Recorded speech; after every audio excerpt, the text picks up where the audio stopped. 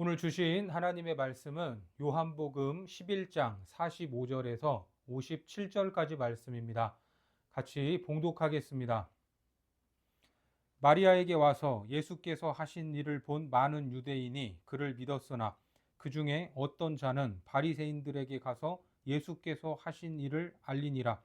이에 대제사장들과 바리새인들이 공회를 모으고 이르되 이 사람이 많은 표적을 행하니 우리가 어떻게 하겠느냐.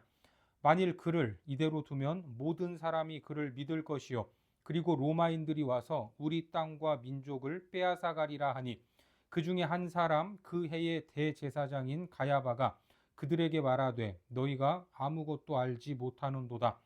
한 사람이 백성을 위하여 죽어서 온 민족이 망하지 않게 되는 것이 너희에게 유익한 줄을 생각하지 아니하는도다 하였으니 이 말은 스스로 함이 아니요 그 해의 대제사장이므로 예수께서 그 민족을 위하시고 또 그 민족만 위할 뿐 아니라 흩어진 하나님의 자녀를 모아 하나가 되게 하기 위하여 죽으실 것을 미리 말함이로라.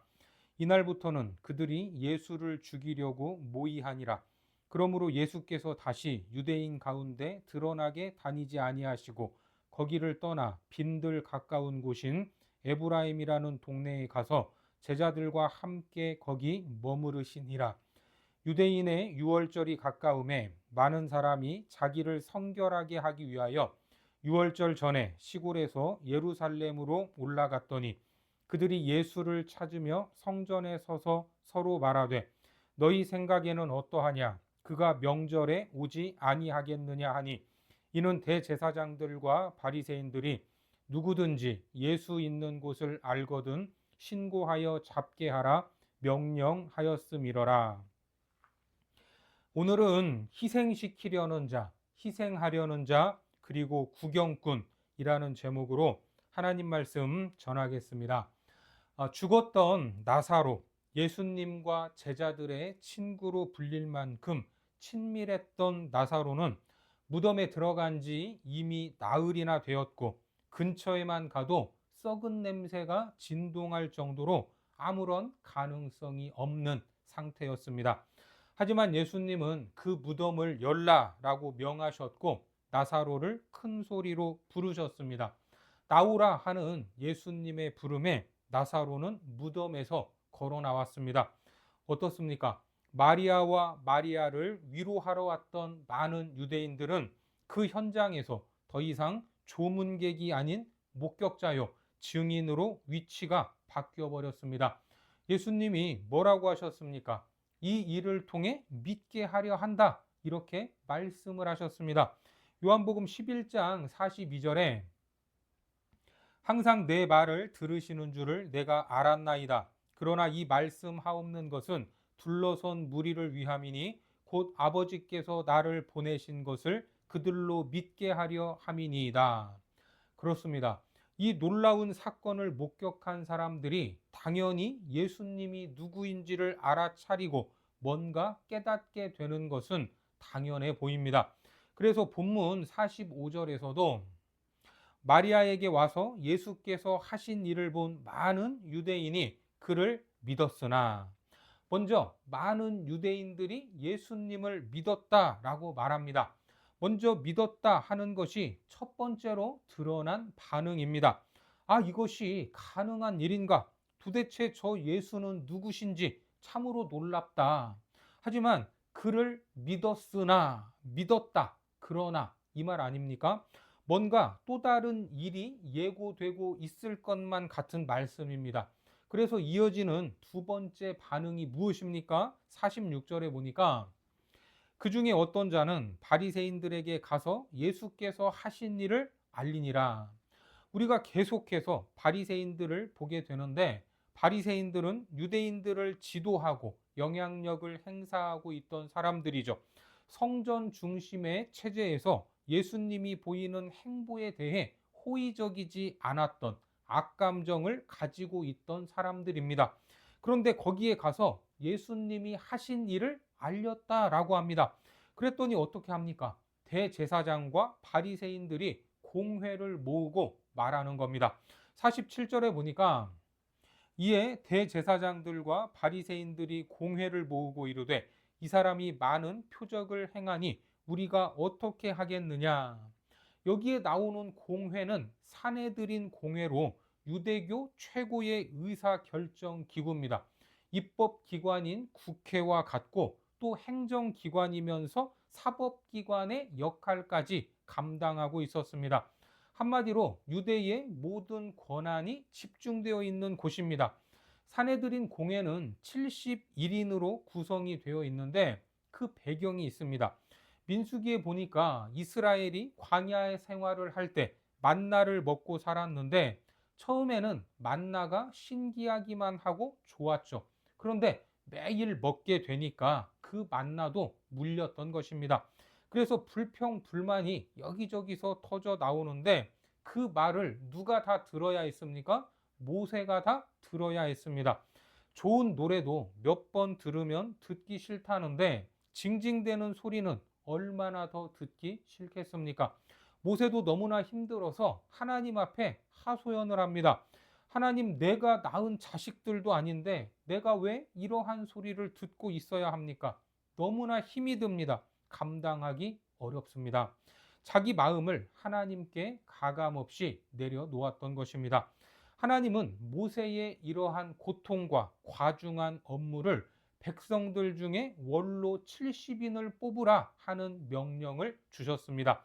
민수기 11장 16절과 17절에 보니까 여호와께서 모세에게 이르시되 이스라엘 노인 중에 내가 알기로 백성의 장로와 지도자가 될 만한 자 70명을 모아 내게 데리고 와 회막에 이르러 거기서 너와 함께 서게 하라.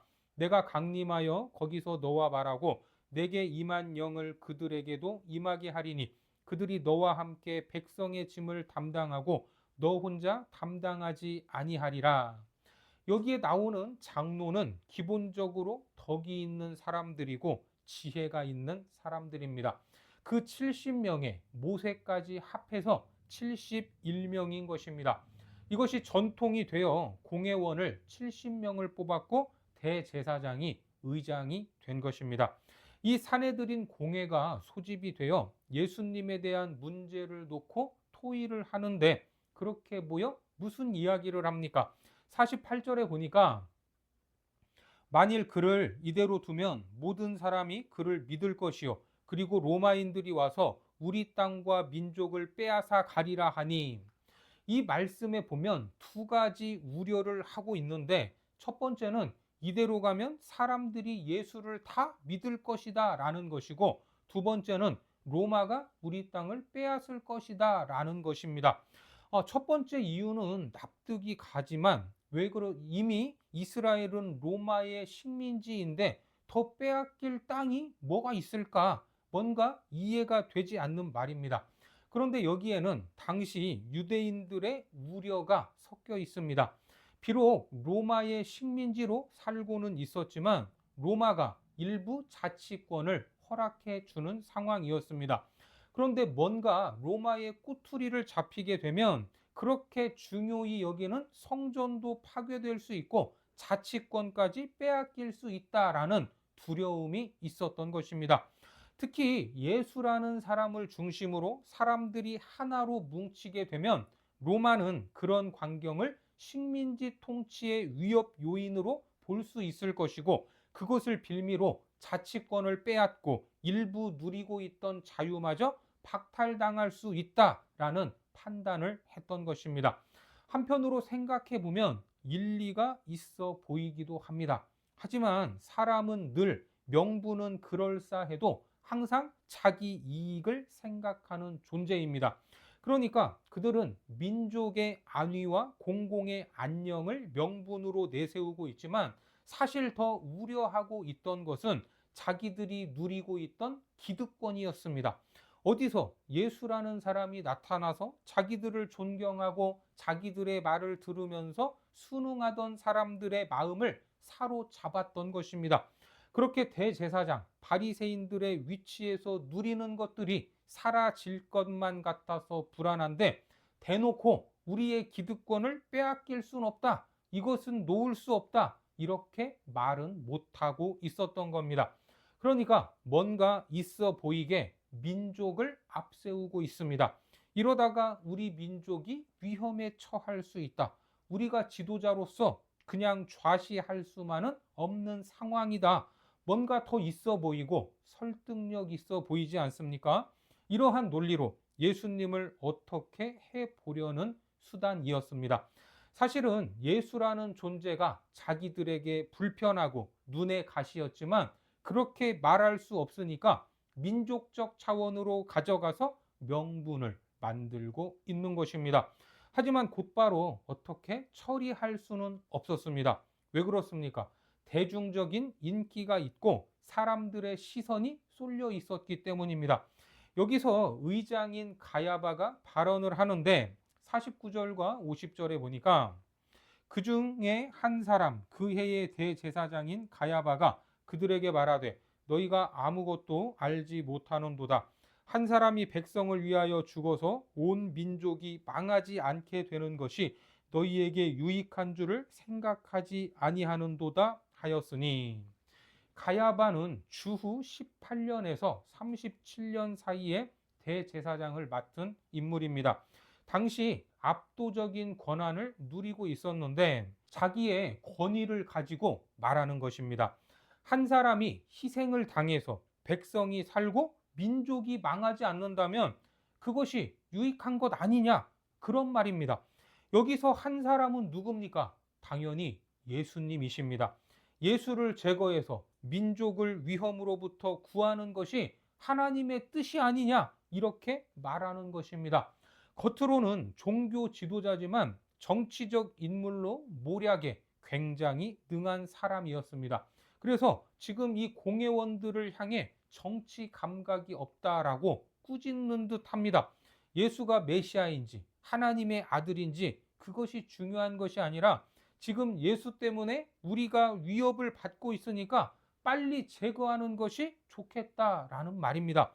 하나를 희생해서 나머지를 살리는 게 낫다. 이 말은 어떻게 보면 굉장히 합리적이고 설득이 있는 말처럼 들립니다. 우리도 살아가면서 이러한 논리에 빠질 때가 많습니다. 한 사람이 희생하고 나머지가 안전하다면 그것은 최선의 선택이 아닐 수 없습니다.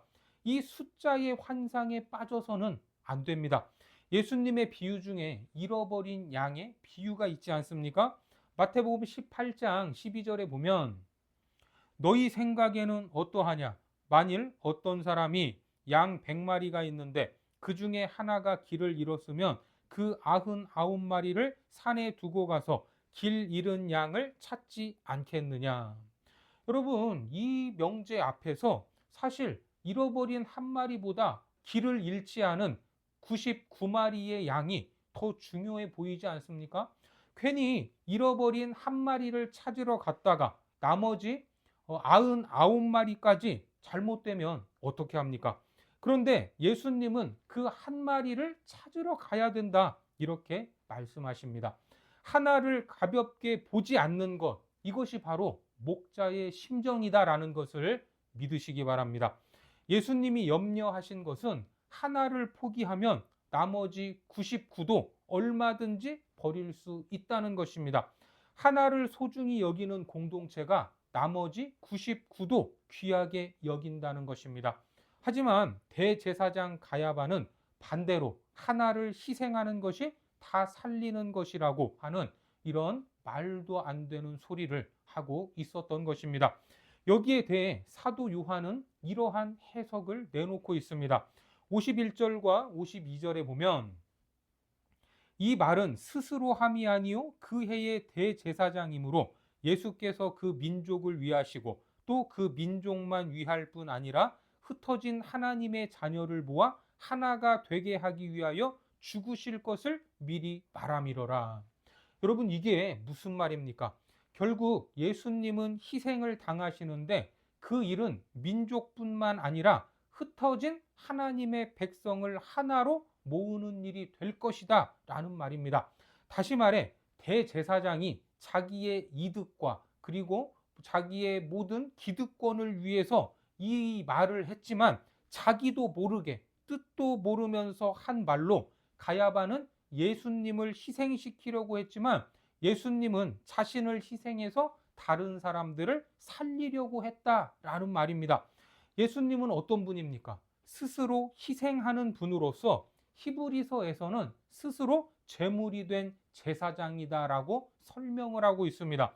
히브리서 7장 27절에 보니까 그는 저 대제사장들이 먼저 자기 죄를 위하고 다음에 백성의 죄를 위하여 날마다 제사 드리는 것과 같이 할 필요가 없으니 이는 그가 단번에 자기를 드려 이루셨음이라. 남을 희생시키는 것이 아니라 자기를 희생해서 다른 사람을 살리는 분이 예수님이다라는 말입니다. 지금 대제사장 가야바와 분명한 차이를 보여주고 있지 않습니까? 하지만 공회의 결론은 무엇입니까? 예수님을 죽이자 하는 그것으로 결론을 내렸습니다. 53절과 54절에 보니까 이날부터는 그들이 예수를 죽이려고 모이아니라. 그러므로 예수께서 다시 유대인 가운데 드러나게 다니지 아니하시고 거기를 떠나 빈들 가까운 곳인 에브라임이라는 동네에 가서 제자들과 함께 거기 머무르시니라. 이로 인해 예수님은 잠시 몸을 피할 수밖에 없었습니다. 물론 죽음은 이미 각오하셨습니다. 죽음이 두려운 것은 아니지만 하나님이 정하신 때가 아직 이르지 않았기 때문에 피하셨던 겁니다. 스스로 희생하셔서 흩어진 백성들을 하나로 모으고 하나님의 뜻을 이루는 것이 예수님의 사명이기 때문입니다. 그 사명을 위해서 떠들고 드러낸 것이 아니라 오히려 드러내지 않으셨습니다. 빈들 가까운 곳인 에브라임에 가서 제자들과 함께 머물렀다라고 말합니다. 여기에 나오는 에브라임은 예루살렘 북쪽으로 약 20km 지점에 있는 마을입니다. 그 빈들에 머물면서 때를 기다리고 계셨습니다. 계속해서 55절을 보겠습니다. 유대인의 유월절이 가까움에 많은 사람이 자기를 성결하게 하기 위하여 유월절 전에 시골에서 예루살렘으로 올라갔더니 유월절에 유대인들이 예루살렘으로 몰리는 것은 당연한 일입니다. 유월절뿐만 아니라 초막절, 칠칠절이 되면 지방에서 예루살렘으로 올라왔습니다. 그렇게 유대인들은 유월절이 가까워지면서 자기를 성결하게 하려고 각 지역에서 예루살렘으로 올라가고 있었습니다. 유월절은 봄에 있었고 초막절은 가을에 있었습니다. 그리고 그 사이 여름에 칠칠절이 있습니다. 칠칠절은 맥추절이라고도 하고 오순절이라고도 불렀습니다. 그러니까 지금 때가 어느 정도인 줄 알 수 있죠. 유월절이 가까워 오는 봄이었던 겁니다. 그런데 요한복음 10장에서 예수님이 예루살렘에 올라오셨을 때가 언제라고 했냐면 수전절이라고 했습니다. 요한복음 10장 22절에 예루살렘에 수전절이 이르니 때는 겨울이라. 수전절이 뭐라고 했죠? 성전을 정화하고 수리했던 것을 기념하는 날입니다. 바로 그 수전절에서부터 지금 유월절이 다가올 때까지의 간격은 약 4개월에서 5개월 정도가 됩니다. 정확하진 않지만 그렇게 몇 개월 동안 예수님은 머물고 계셨던 겁니다. 그 기간 동안 사람들은 예수님을 찾아다니고 있었습니다. 56절에 보니까 그들이 예수를 찾으며 성전에 서서 서로 말하되 너희 생각에는 어떠하냐? 그가 명절에 오시지 아니하겠느냐 하니. 이게 무슨 말입니까? 예수도 유대인인데 명절이면 당연히 성전으로 올라오지 않겠느냐라는 말입니다. 한번 봤으면 좋겠네. 많은 병자를 고쳤다는데 귀신도 내쫓고 죽은 사람도 살렸다는데 내 눈으로 직접 한번 보면 좋겠다. 이런 말입니다. 하지만 그것이 다가 아닙니다. 57절에 이는 대제사장들과 바리새인들이 누구든지 예수 있는 곳을 알거든 신고하여 잡게 하라 명령하였음이러라. 그러니까 유월절이 되면 예루살렘에서 뭔가 재미있는 볼거리가 생길 것이라고 여겼던 겁니다. 많은 사람들에게 관심을 받고 있는 예수라는 사람이 이 자리에 나타나면 지금 그 사람들 대제사장과 바리새인들이 수배를 내린 상황인데 무슨 일이 일어나도 일어나지 않겠느냐 하는 겁니다. 어떻습니까? 사람들은 예수님이 하신 말씀에 큰 관심이 없어 보입니다. 그저 눈에 보이는 이적, 기적 같은 사건들에 관심이 있었고 그것을 듣기만 했는데 내 눈앞에서 벌어졌으면 좋겠다는 겁니다. 예수님의 가르침은 들을 생각이 없었고 그의 제자가 되고 싶은 것도 아닙니다. 다만 눈앞에 펼쳐질 신기한 일, 벌어질 사건에 대해서 궁금했던 겁니다. 거기에 동참하지 않고 강 건너 불구경만 하겠다라는 그런 말 아닙니까? 결국 자기들의 기득권을 지키기 위해서 한 사람을 희생시켜야 한다는 무리들과 스스로 사람들을 위해 대속 제물이 되려는 예수님, 그리고 그 사이에서 무엇인가 재미있는 볼거리가 있을까 하여 기대하는 사람들의 모습을 볼 수 있습니다. 이것이 타락한 인간들의 세상 모습입니다. 죽었던 사람이 살아나는 놀라운 사건 앞에서도 사람들은 진리가 무엇인지, 예수님이 누구신지, 그분이 하시는 말씀은 무엇인지 거기에 관심이 없었던 겁니다. 오히려 예수님은 더 큰 위험에 빠지게 됐습니다. 하지만 하나님의 때를 기다리고 계셨습니다. 진정한 대제사장으로서 스스로 제물이 되셔서 희생할 그때 온 인류를 위한 구원의 때를 기다리고 계셨던 겁니다. 이것이 바로 예수님이 가셨던 길이다 하는 것을 믿으시기 바랍니다. 특히 예수님께서 머무르셨던 곳이 어디였습니까? 우리 54절을 다시 한번 보겠습니다. 그러므로 예수께서 다시 유대인 가운데 드러나게 다니지 아니하시고 거기를 떠나 빈들 가까운 곳인 에브라임이라는 동네에 가서 제자들과 함께 거기 머무르시니라. 빈들은 어떤 곳입니까? 아무런 열매를 맺지 못하는 죽음의 땅입니다. 결실이 없는 땅. 그런데 에브라임의 뜻이 무엇입니까?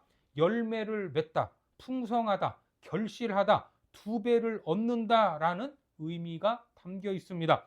여러분, 여기에서 무엇인가 느낌이 오지 않습니까? 예수님께서 보여주실 희생이 한 알의 밀알처럼 빈들에 떨어지면 풍성한 결실로서 수많은 생명으로 꽃을 피울 것이다 라는 것을 그려내고 있습니다. 요한복음 12장 24절에서 내가 진실로 진실로 너희에게 이르노니 한 알의 밀이 땅에 떨어져 죽지 아니하면 한 알 그대로 있고 죽으면 많은 열매를 맺느니라. 그렇습니다. 오늘 예수님의 길을 따라가는 우리는 누군가를 희생시키는 자가 되어서는 안 됩니다. 또한 멀찍이 서서 뭔가 구경거리를 찾는 구경꾼들이 되어서도 안 됩니다. 세상은 수의 논리와 재미의 논리를 따라 움직이고 있지만 그런 세상과 구별되어야 합니다. 오직 하나님이 원하시는 그 자리에서 하나님이 주신 사명을 감당해야 하는 것입니다. 하나님이 원하시는 그때까지 인내하며 지혜롭게 그 길을 걸어가는 삶이 바로 우리들의 삶이 되어야 합니다.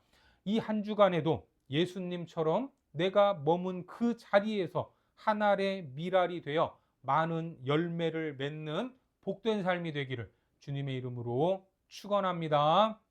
기도하겠습니다.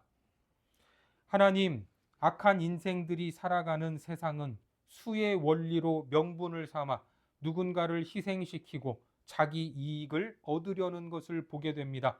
또한 진리에는 관심이 없이 멀찍이 서서 구경하려는 사람들도 많습니다. 하지만 예수님이 걸어가신 그 길, 온 인류를 위해 스스로 제물이 되신 그 길을 우리가 따라가기를 원하오니 하나님이 허락하신 자리에서 희생하여 많은 열매를 맺는 삶이 될 수 있도록 인도하여 주옵소서. 예수님의 이름으로 기도드립니다. 아멘.